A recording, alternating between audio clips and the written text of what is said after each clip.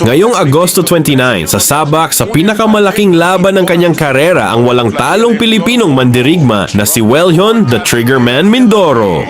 At an official 162 pounds en la esquina roja, vestido de los colores filipinos, azul, consisting of 13 victories. One bout even, all 13 victories coming by way of KO esta noche.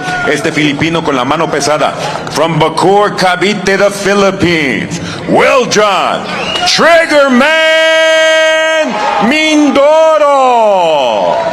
Our referee. Makakaharap niya ang veteranong Mexican champion na si Carlos Ocampo para sa WBC Fecarbox Middleweight title sa Galen Center sa Los Angeles, California. Isang panalo lamang at maaring bumukas ang pinto para sa pagkakataong lumaban para sa World Championship. Bihira ang ganitong pagkakataon, kaya ibibigay ni Welyon ang lahat. Hello, what's up mga idol? Ngayon, training na naman tayo. Treadmill lang tayo, walking, 40 minutes, pawis kunti. Malapit na, 5 days na lang, laban na natin mga idol. More training, 3 days. Galing, tapang, determinasyon at puso.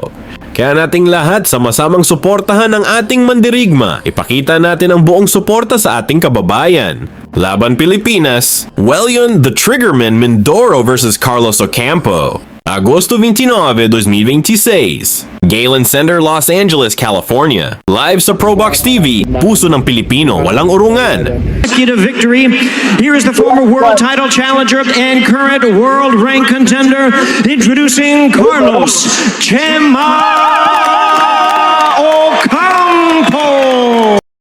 Hindi lang basta veterano si Ocampo, nakakasagupa na rin siya ng mga mabibigat na kalaban gaya ni Errol Spence Jr. Sa kanilang naging laban, hindi naging pabor kay Ocampo ang resulta matapos siyang matalo via TKO sa unang round. Kaya naman, muli nating balikan at panoorin ang matinding sagupaan nila ni Errol Spence Jr.